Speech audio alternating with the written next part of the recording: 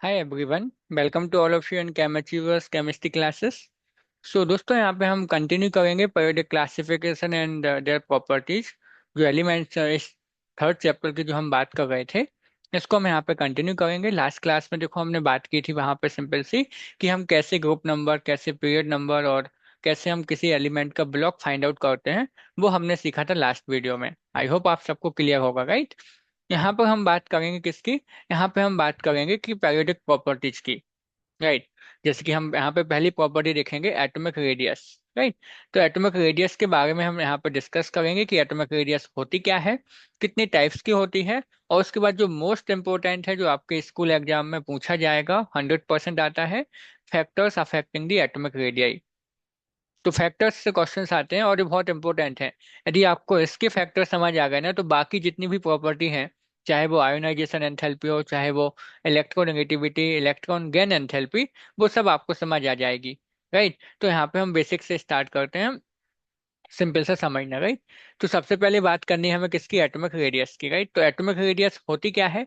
तो simple definition होती है कि the distance from the centre of the nucleus to the outer most shell of the electrons, right. That means आपने nucleus से लेके outer most cell में जो इलेक्ट्रॉन्स हैं, उसकी distance, right, outer most shell तक की डिस्टेंस को हम क्या बोलते हैं? Radius, right. तो वो होती है आपकी एटॉमिक रेडियस। याद रखना, ये फिक्स नहीं होगी हमेशा, क्योंकि ये बदलती रहेगी। इसके सराउंडिंग में जो एटम्स आएंगे, जो न्यूक्लियस आएंगे, इलेक्ट्रॉन्स आएंगे, तो उससे रिपेल होगी, अट्रैक्ट होगी। तो उसके अकॉर्डिंग इसकी साइज क्या होगी? बदलती रहेगी, राइट। तो डिफाइन कैसे करना है? कि the distance from the centre of the nucleus to the outer most shell of the electron, right. Hindi में हम क्या बोलेंगे कि न्यूक्लियस मतलब होता है नाभिक, राइट। तो नाभिक से लेके बाह्यतम कक्ष की दूरी क्या कहलाती है आपकी?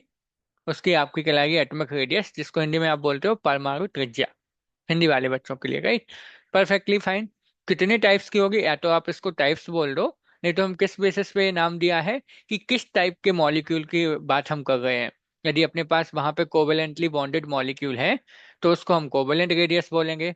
देन मेटेलिक है, और फिर आपकी वॉन्डर वॉल्स होती है, और लास्ट में हम बात करेंगे आयनिक रेडियस की। तो ये जो क्लासिफिकेशन हमने यहाँ पे आपके लिए दिया है, ये किस पे बेस्ड है? ये बेस्ड है कि आपके जो मॉलिक्यूल्स हैं, उनके बीच में किस टाइप का बॉन्ड है, राइट, किस टाइप का अट्रैक्शन फोर्स है। उसके बेसिस पे हमने इन रेडियस को नाम दिया है covalent, metallic, walls and ionic radius, right. तो स्टार्ट करते हैं, वन बाई वन इनको हम डिटेल से समझते चलेंगे, राइट, कि कोवेलेंट क्या होती है, मेटेलिक क्या होती है, वॉल्स और आयनिक। अच्छा, हिंदी वाले बच्चों के लिए कोवेलेंट को हम हिंदी में बोलते हैं सहसंयोजक, राइट। रेडियस आपको पता है, त्रिज्या। मेटेलिक के लिए आप धात्विक बोल दोगे, और वॉल्स को तो वॉल्स ही बोलते हैं, और आयनिक को आप आयनिक ही यूज करोगे, राइट। तो स्टार्ट करते हैं, समझते हैं कहाँ से? कोवेलेंट रेडियस से। तो एटॉमिक रेडियस क्या हो गई आपकी? न्यूक्लियस से लेके आउटर मोस्ट सेल तक की जो डिस्टेंस होती है, उसको हम बोलते हैं एटॉमिक रेडियस, राइट। तो समझना है हमें यहाँ पे कोवेलेंट। तो हमने कहा किसके बेसिस पे हमने क्लासिफाई किया है कि किस टाइप के मॉलिक्यूल अपने पास है। यहाँ पे हमने आपको एग्जांपल दिया है H2 मॉलिक्यूल का, राइट। यदि आप यहाँ पे देखो तो ये क्या दिखाया गया है? ये जो इलेक्ट्रॉन्स है ना, ये शेयर किए हैं। आपको पता है एक हाइड्रोजन के पास एक ही इलेक्ट्रॉन होता है, और इस हाइड्रोजन के पास भी एक इलेक्ट्रॉन है। इन दोनों ने क्या किया? आपस में इलेक्ट्रॉन शेयर कर लिए और क्या बना लिए? बॉन्ड। तो H2 मॉलिक्यूल अपने पास बन गया। इस टाइप के बॉन्ड को हम क्या बोलते हैं? Covalent bond. इसको हम डिटेल में देखेंगे नेक्स्ट चैप्टर, जब हम बात करेंगे केमिकल बॉन्डिंग की। तो किस टाइप का बॉन्ड है यहाँ पे? कोवैलेंट बॉन्ड यहाँ पे बन गया, राइट। तो जब कोवैलेंट बॉन्ड होगा ना किसी मॉलिक्यूल में, राइट, उनके एटम के बीच में, तो उससे जो उसकी जो रेडियस की हम बात करेंगे, वो उसको हम नाम देंगे कोवैलेंट रेडियस। होती क्या है तो समझना। यहाँ पे देखो, इस हाइड्रोजन का न्यूक्लियस सपोज ये हो गया, इसका न्यूक्लियस ये हो गया। तो ऐसे हम इसको यहाँ से बना देते हैं, राइट। ये अपने क्या हो गए? दोनों एटम के न्यूक्लियस हो गए। इन दोनों की जो डिस्टेंस है, इस डिस्टेंस का आप हाफ कर देना। इसका हमें क्या करना है? हाफ करना है। मतलब यहाँ से लेके इतनी डिस्टेंस जो होगी, यहाँ तक की डिस्टेंस, वो आपकी हो जाएगी कोवैलेंट रेडियस, राइट। तो देखो सेम लिखा है कि 1/2 of the distance between the nuclei of two covalently bonded atom of the same element in a molecule, right. तो जब आपके मॉलिक्यूल के बीच में जो एटम्स हैं, उनके बीच में आपका कोवेलेंट बॉन्ड है, तो कोवेलेंटली बॉन्डेड अपने पास यदि एटम्स हैं, तो उनके न्यूक्लियस की बीच की जो डिस्टेंस है, सपोज हमने इसको आपको मान लिया यहाँ पे डी हो गई, ये डिस्टेंस कितनी ले ली? डी। तो कोवेलेंट रेडियस कितनी हो जाएगी? आप सिंपल बोल दोगे कि दो न्यूक्लियाई के बीच की डिस्टेंस कितनी ली हमने डी, तो इसका हाफ कर दोगे तो डी/2 क्या हो जाएगी आपकी ये कोवेलेंट रेडियस हो जाएगी। तो ध्यान रखना, कोवेलेंटली बॉन्डेड यदि अपने पास मॉलिक्यूल है तो उनकी जो डिस्टेंस है दो न्यूक्लियाई के बीच की उसका हाफ करना है। लेकिन मॉल बॉन्ड किस टाइप का होगा, कोवेलेंट बॉन्ड, राइट। इस तरीके से आप बोल दोगे।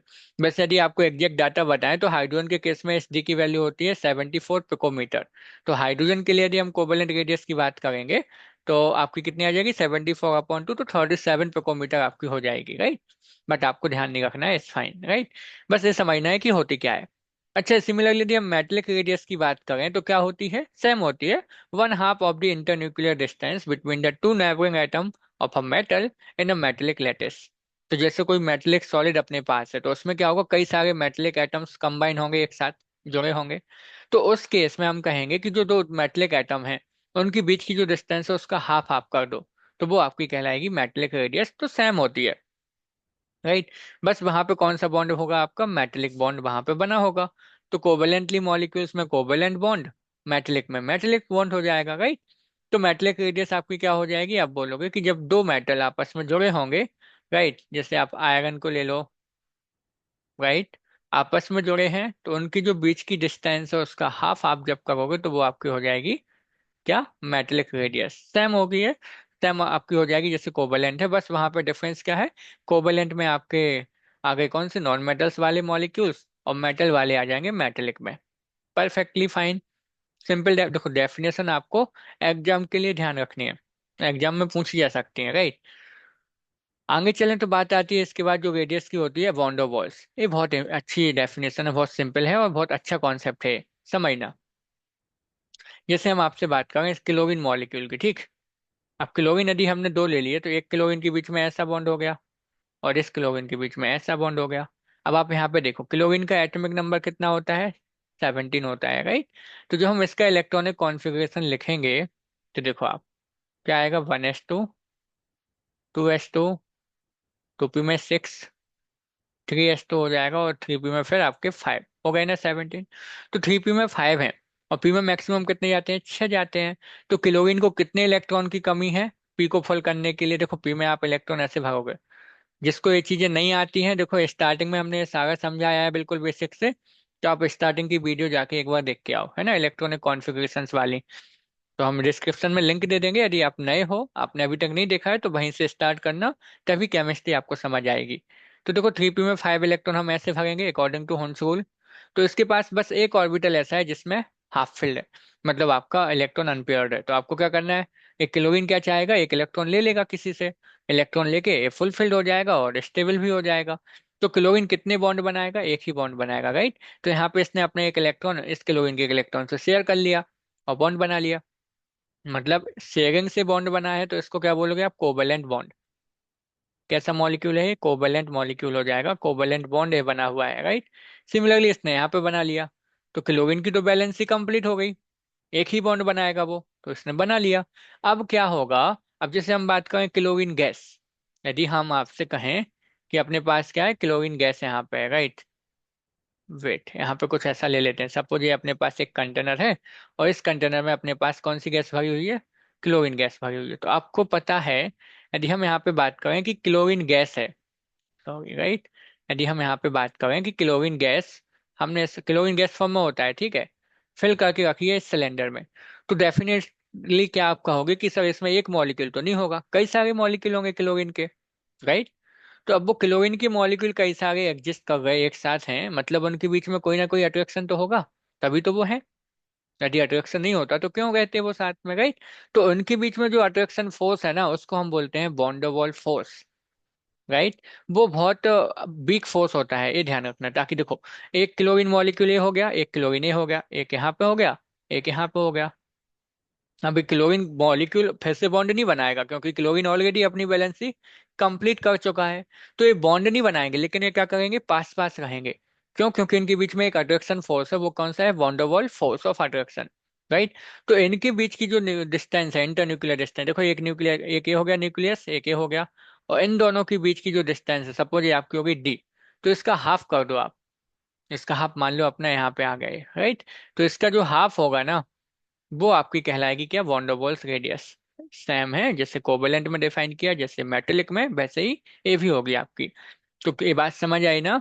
जब आपके मॉलिक्यूल कोवेलेंटली बॉन्डेड है, अपनी वैलेंसी वो कंप्लीट कर चुका है, लेकिन वो आपस में पास पास रहेंगे, मतलब उनके बीच ना कोई अट्रैक्शन फोर्स है। वो फोर्स कौन सा होता है? बॉन्डोवॉल फोर्स ऑफ अट्रैक्शन। तो उस टाइप की आप रेडियस को क्या बोलोगे? वॉन्डरवॉल्स रेडियस। कैसे डिफाइन करेंगे? 1/2 of the internuclear distance between the nuclei of two adjacent atoms of the substance belonging to the neighboring molecule in solid state, right? आप किसी भी गैस मॉलिक्यूल को ले लो, चाहे O2 की बात कर लो, N2 की बात कर लो, H2 की भी आप बात कर सकते हो, क्योंकि n नंबर ऑफ मॉलिक्यूल साथ पास पास रहते हैं, राइट? तो वो बॉन्ड नहीं बनाते हैं, बट उनके बीच में एक अट्रैक्शन फोर्स है, राइट? तो जितनी डिस्टेंस पे वो पास पास रहते हैं ना, उस डिस्टेंस का हाफ कर दो, इंटरन्यूक्लियर डिस्टेंस का हाफ कर दो, वो आपकी हो जाएगी वॉन्डरवॉल्स रेडियस। तो यहाँ पे कितनी हो जाएगी? आप बोलोगे dy2 आपकी हो जाएगी वॉन्डरवॉल्स रेडियस। तो आई होप आप सबको समझ आया होगा, राइट? यहाँ पे देखो, बॉन्ड बनने के बाद वो फिर से बॉन्ड नहीं बनाएगा, क्योंकि उसकी वैलेंसी एक ही है क्लोरीन की। जैसे हम N2 की बात करें, तो नाइट्रोजन, आपको पता क्या है कि नाइट्रोजन में आपस में कितने बॉन्ड से जुड़ी है? ट्रिपल बॉन्ड से। तो नाइट्रोजन की वैलेंसी तो कंप्लीट है। तो जो दूसरा मॉलिक्यूल होगा नाइट्रोजन का, उसमें भी वैलेंसी कंप्लीट होगी, लेकिन ये दोनों आपस में कितने अट्रैक्शन में रहेंगे। तो इनके बीच की जो इंटर न्यूक्लियर डिस्टेंस होगी, उसका हाफ आप जब करोगे तो वो हो जाएगी वॉन्डरवॉल्स रेडियस। आई होप आपको क्लियर होगा, राइट? तो ये समझ आया ना आपको कि जब मॉलिक्यूल्स कैसे हैं, कोवेलेंटली बॉन्डेड हैं, तो उन वो मॉलिक्यूल आपस में पास पास रहते हैं, उनके बीच में वॉन्डरवॉल फोर्स ऑफ अट्रैक्शन होता है, तो उनकी इंटरन्यूक्लियर डिस्टेंस का हाफ क्या होता है? आपका वॉन्डरवॉल्स रेडियस, राइट? ये आपकी सबसे बिग फोर्स होता है, तो ये रेडियस सबसे ज्यादा होती है। जैसे हम यदि कंपेयर करें आयनिक से और कोवेलेंट से, तो वॉन्डरवॉल्स रेडियस सबसे ज्यादा होगी, क्योंकि अट्रैक्शन बहुत कम होता है, तो मॉलिक्यूल दूर दूर रहेंगे, तो ये डिस्टेंस भी ज्यादा आएगी, राइट? समझना अभी। आयनिक रेडियस तो आप यहाँ पे ऐसे समझ लो, देखो आयनिक बॉन्ड किस में बनता है? जैसे आपको बोला जाए NaCl, तो इसमें कौन सा बॉन्ड होगा? Ionic bond. कैसे पता? एक कैटायन है और एक एनायन है। जब दो टाइप का फोर्स है अपोजिट, तो क्या है इस पे? चार्ज। एक कैटायन और एक प्लस वाले को क्या बोलते हैं? कैटायन। और माइनस वाले को हम बोलते हैं एनायन, राइट? तो जब कैटायन एनायन आपके पास होते हैं, तो इनके बीच में कौन सा फोर्स लगता है? कूलाम्ब अट्रैक्शन फोर्स लगता है। तो मतलब कौन सा बॉन्ड बनता है? आयनिक बॉन्ड, राइट? तो ये देखो, हमेशा ध्यान रखना, कैटायन हमेशा छोटा होता है, और एनायन आपका क्या होता है? साइज में थोड़ा सा बड़ा होता है, इसलिए हमने एक को छोटा एक को बड़ा बनाया। ये इनकी इंटरन्यूक्लियर डिस्टेंस हो गई, राइट? और इस इंटरन्यूक्लियर डिस्टेंस का आप हाफ कर दोगे ना, इतना, तो वो हो जाएगी आपकी आयनिक रेडियस। बात समझ आई ना? So the effective distance from the centre of the nucleus of the ion up to which it has an influence in the ionic bond, right? तो वही चीज है यहाँ पे भी, कि जितने डिस्टेंस है वो पास पास हैं, और उनकी जो इंटर न्यूक्लियर डिस्टेंस है उसका हाफ हाफ कर दोगे, तो वो हो जाएगी आपकी आयनिक रेडियस। डिफरेंस कहाँ पे आ गया? यहाँ पे आयनिक बॉन्ड होगा उनके बीच में, राइट? कोवेलेंट वाले में कोवेलेंट, मेटेलिक वाले में मेटेलिक बॉन्ड, और आयनिक वाले में आयनिक। और बॉन्डोवॉल्स वाले में आप बोलोगे बॉन्डोवॉल फोर्स ऑफ अट्रैक्शन रहेगा। तो इस तरीके से हमने किसके बेसिस पे नाम दे दिया अलग अलग? उनके बीच में लगने वाले फोर्स ऑफ अट्रैक्शन, राइट? या जो आप बोलोगे उनके बीच में बनने वाले बॉन्ड के बेसिस पे हमने अलग अलग रेडियस के नाम दे दिए। यदि आपसे कोई पूछता है रेडियस का ऑर्डर, तो आप यहाँ पे नोट डाउन कर लेना। यदि आपसे कभी कोई पूछ ले, तो नोट डाउन करना। वॉन्डर वॉल्स रेडियस जो होती है ना,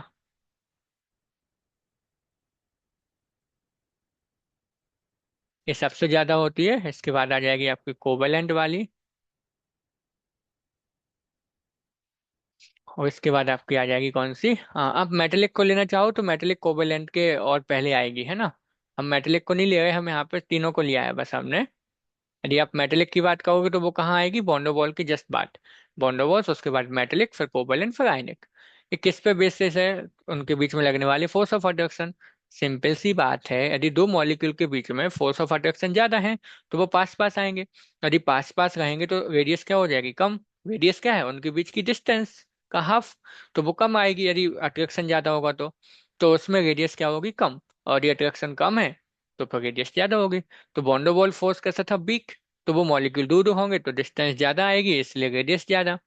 और कोवेलेंट में थोड़ा सा और पास होंगे, क्योंकि वहां पे शेयरिंग ऑफ इलेक्ट्रॉन है, फोर्स ऑफ अट्रैक्शन ज्यादा होता है।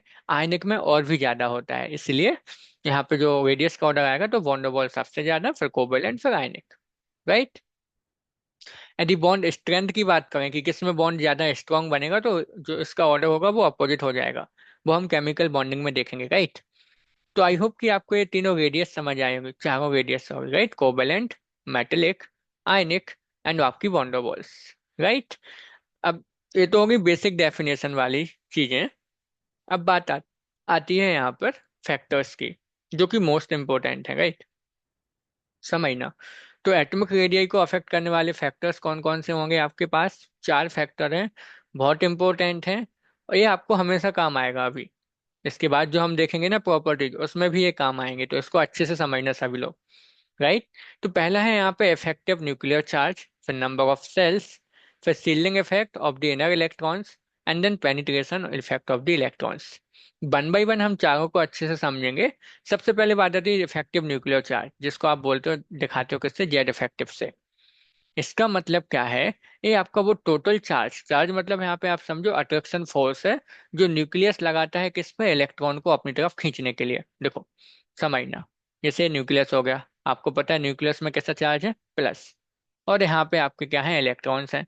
अब एक प्लस एक माइनस, तो दोनों में क्या होगा? अट्रैक्शन। न्यूक्लियस क्या कर रहा है? इलेक्ट्रॉन को अपनी तरफ खींच रहा है। वो कितना फोर्स लगा रहा है टोटल, जिससे वो इलेक्ट्रॉन को अपनी तरफ खींच रहा है, वो मैक्सिमम वो फोर्स कितना है ना, फोर्स ऑफ अट्रैक्शन, वो आप बोलते हो जेड इफेक्टिव।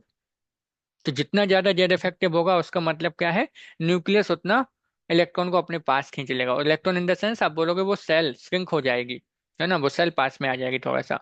तो वहां पे आप क्या बोलोगे? इलेक्ट्रॉन्स को खींचने का जो वहां पे फोर्स ऑफ अट्रैक्शन जो न्यूक्लियस का है, उसको आप बोलते हो जेड इफेक्टिव टोटल, राइट। तो जेड इफेक्टिव ज्यादा मतलब साइज क्या हो जाएगी? कम, राइट। तो समझते हैं यहाँ पे, सिंपल से समझते हैं। बात करते हैं किसमें? Along the period. यदि हम इन दी पीरियड की बात करें, तो कुछ एग्जाम्पल आपको देते हैं, राइट, देन हम लोग यहाँ पे समझेंगे। जैसे हमने मान लो आपको दे दिया कार्बन, नाइट्रोजन, ऑक्सीजन, तीन एलिमेंट काफी है, राइट। कार्बन का कितना होता है? 6, नाइट्रोजन का 7 और ऑक्सीजन का 8 होता है। इलेक्ट्रॉनिक कॉन्फ़िगरेशन लिखो आप लोग तो समझना। देखो, इसका क्या आएगा? 1s2, 2s2 and then 2p में 2 आएंगे। यहाँ देखो आप, यहाँ पे क्या होगा? 1s2, 2s2, 2p में 3, सॉरी, 2p में यहाँ पे 3। ऑक्सीजन का देखो आप, 1s2, 2s2 एंड 2p में 4, हो गए ना 8 इलेक्ट्रॉन। यदि आप देखोगे तो इन सब में जो आउटर मोस्ट सेल है, आउटर मोस्ट सेल, क्योंकि हम रेडियस की बात किस में करते हैं? आउटर मोस्ट सेल की। तो यहाँ पे कौन सी सेल है सब में? देखो, सेकंड सेल है।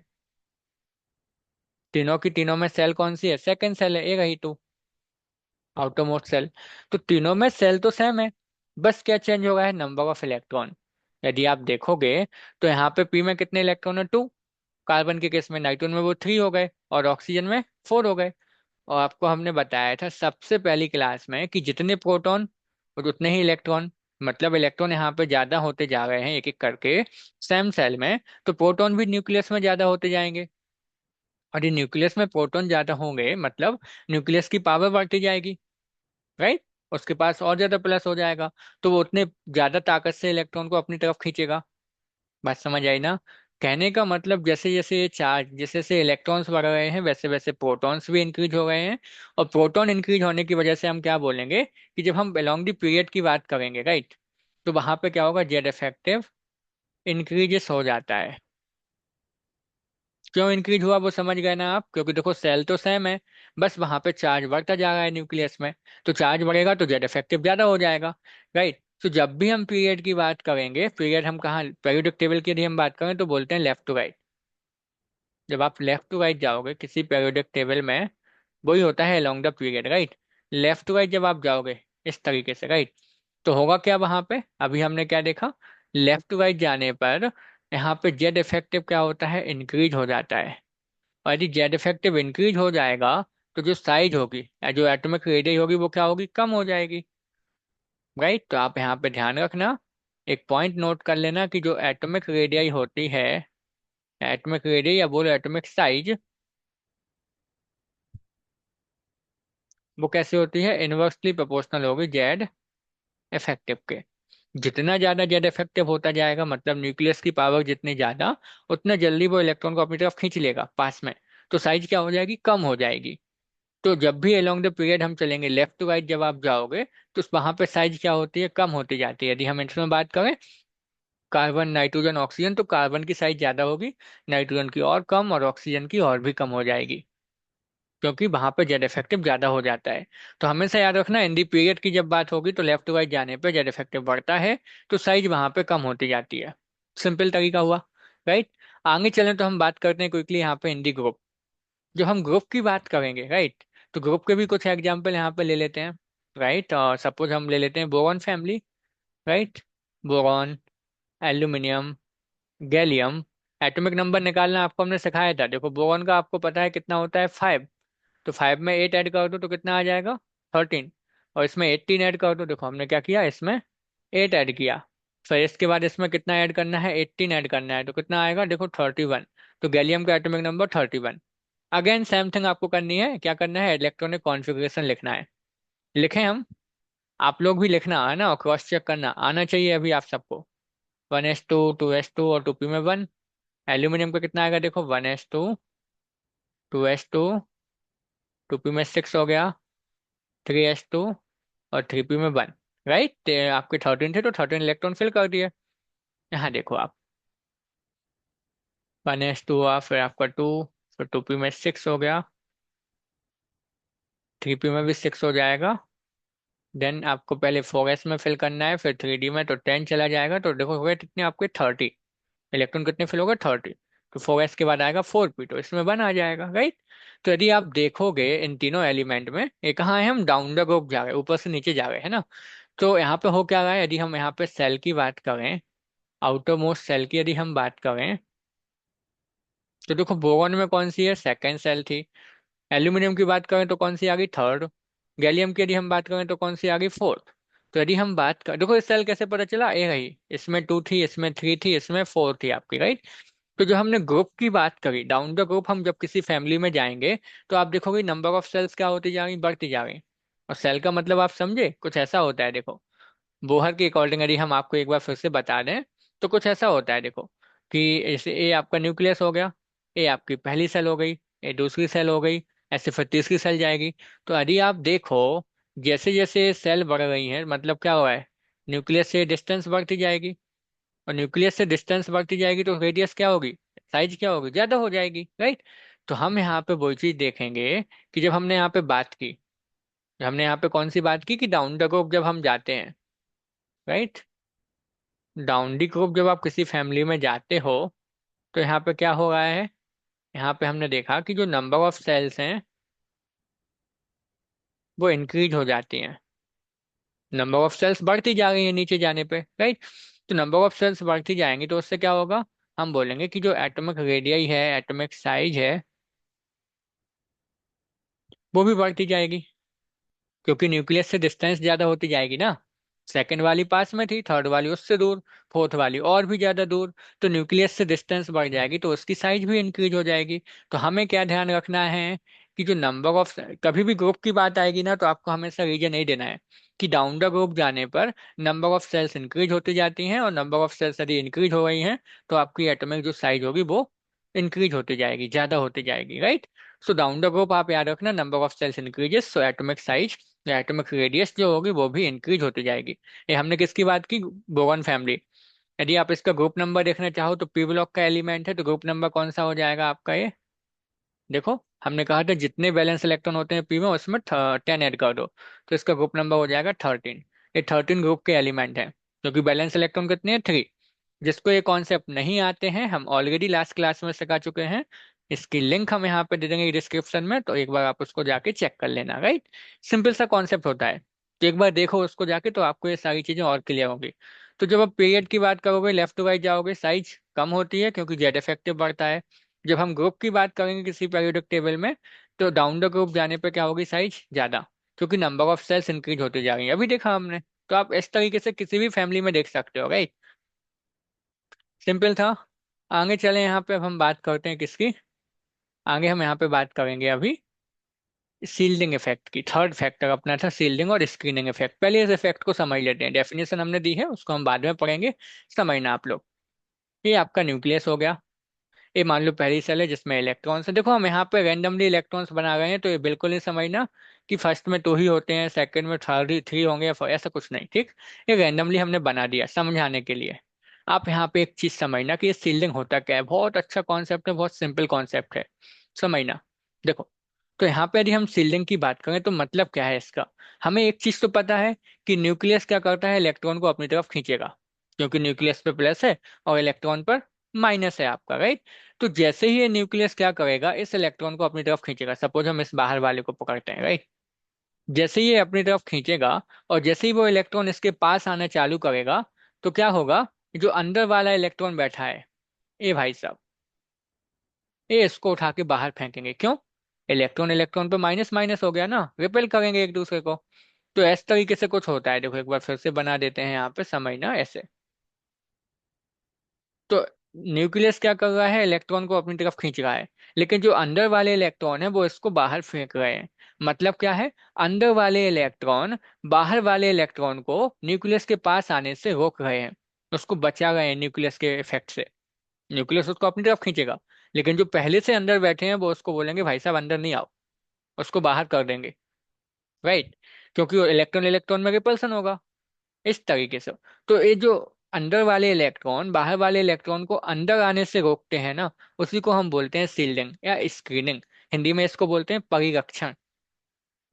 हिंदी वाले बच्चों के लिए इस सील्डिंग को क्या बोलते हैं, परिरक्षण। मतलब वो इलेक्ट्रॉन को उसके न्यूक्लियस के पास जाने से रोक देते हैं, वो होता है आपका सील्डिंग इफेक्ट। देखो सेम लिखा है हमने डेफिनेशन में कि इन मल्टी इलेक्ट्रॉन्स एटम, याद रखना, यदि आपके पास मोनो इलेक्ट्रॉनिक सिस्टम है, जैसे यदि हम बात करें फॉर एग्जाम्पल हाइड्रोजन एटम की, तो आपको पता है हाइड्रोजन में कितने इलेक्ट्रॉन होते हैं, ओनली 1 इलेक्ट्रॉन होता है हाइड्रोजन का। तो एटॉमिक नंबर 1, 1 इलेक्ट्रॉन। तो जब 1 इलेक्ट्रॉन सिस्टम है, मोनो इलेक्ट्रॉनिक सिस्टम है, आप यूनि इलेक्ट्रॉनिक सिस्टम बोल दो, तो इसमें आप देखोगे नो सील्डिंग।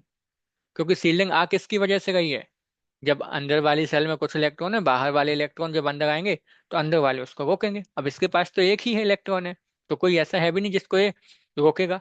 तो इसमें कोई सीलिंग इफेक्ट देखने को नहीं मिलेगा, ठीक। तो याद रखना, मल्टी इलेक्ट्रॉनिक सिस्टम में ये आपका लगता है, किसमें, मल्टी इलेक्ट्रॉन एटम्स में, जिसमें एक से ज्यादा इलेक्ट्रॉन्स होंगे, राइट। तो हाइड्रोजन में कोई सीलिंग नहीं होती है, ठीक। तो in multi electron atoms the outer most electron, मतलब बाहर वाले, ठीक, आर सील्डेड और screen from the nucleus by the inner electron. Inner electron का मतलब जो पहले से भी अंदर वाली कक्षाओं में बैठे हैं। तो अंदर वाले इलेक्ट्रॉन्स बाहर वाले इलेक्ट्रॉन को न्यूक्लियस के पास आने से रोकेंगे। न्यूक्लियस खींच रहा है लेकिन ये उनको सील्ड कर देंगे, उनकी रक्षा करते हैं, राइट। इसलिए हम इसको बोलते हैं परिरक्षण, या इंग्लिश में बोलोगे सीलिंग। तो this is known as the shielding और स्क्रीनिंग इफेक्ट। अब हमें तो ये ठीक है, ये तो हुई इसकी डेफिनेशन जो आपको एग्जाम पॉइंट ऑफ व्यू से ध्यान रखनी है। समझना क्या है हमें कि रेडियस पे इसका क्या इफेक्ट पड़ेगा, राइट। तो यदि हम बात करें, देखो सीलिंग पावर की पहले हम बात कर लें कि सीलिंग पावर किसकी अच्छी होगी, ठीक है ना। तो हमने बात की थी कितने ऑर्बिटल्स अपने पास थे, कितनी सेल्स हो सकती हैं, S P D F, ये ऑर्बिटल्स देखे थे। आपको पता है कि S ऑर्बिटल सबसे पास होता है न्यूक्लियस के, उसके बाद P आता है, फिर D आता है, फिर F आता है, राइट। तो यदि हम बात करें S P D F में, S P D और F, तो ध्यान रखना, जो आपका ऑर्बिटल न्यूक्लियस के पास में है उसमें तो इलेक्ट्रॉन ऑलरेडी होंगे, और वो इलेक्ट्रॉन बाहर से आने वाले इलेक्ट्रॉन को रोकेंगे। तो किसकी सीलिंग पावर ज्यादा होगी, एस वाले की, क्योंकि ऑलरेडी वो न्यूक्लियस के पास बैठा है। जो न्यूक्लियस से दूर होगा उसको तो वो न्यूक्लियस खुद ही खींचेगा, तो वो किसको सील करेगा। बात समझ आई ना। तो सबसे ज्यादा सीलिंग पावर किसकी होगी, जो न्यूक्लियस के पास में बैठा है, और वो कौन है, एस। तो एस की सबसे ज्यादा होती है, पी की और भी ज्यादा, और डी और एफ की ना के बराबर होती है। यदि हम बात करें डी और एफ ऑर्बिटल की सीलिंग पावर कैसे होती है, तो बहुत कम होती है। तो आप ऑर्डर ध्यान रखना, ये आ चुका है एग्जाम में कि सीलिंग पावर क्या होती है इनमें।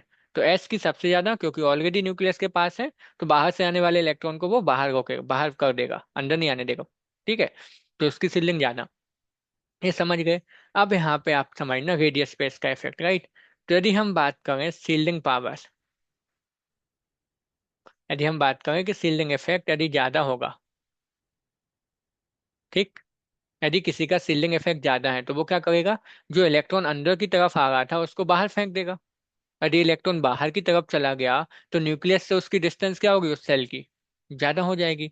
तो हम क्या कहेंगे कि सील्डिंग इफेक्ट इंक्रीजेस। इसका मतलब क्या होगा कि जो साइज की हम बात करेंगे एटॉमिक साइज की, वो भी क्या होगी, इंक्रीज।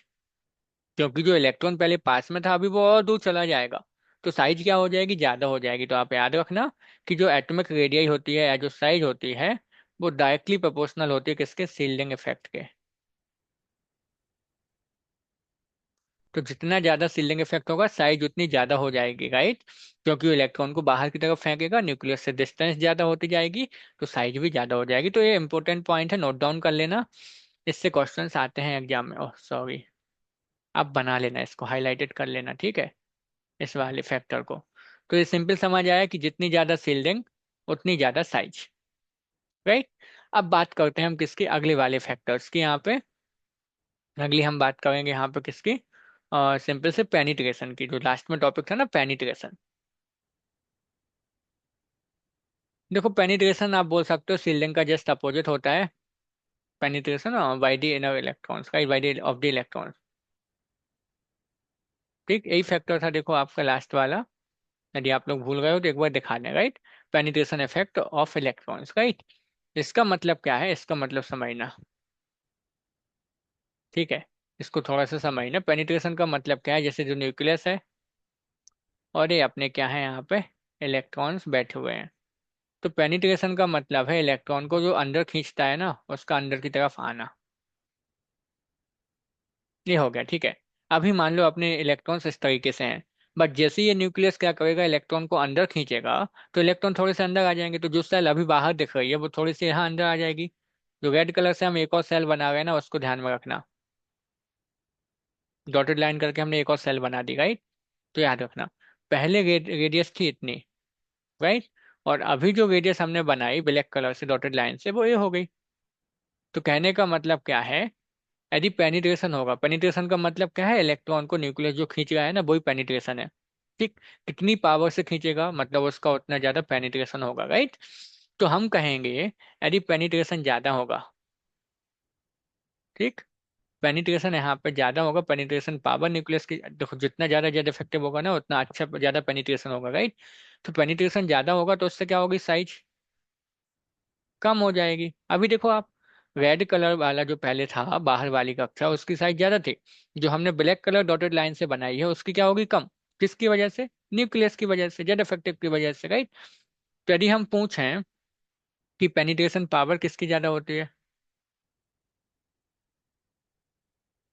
आप सब आंसर कर सकते हो।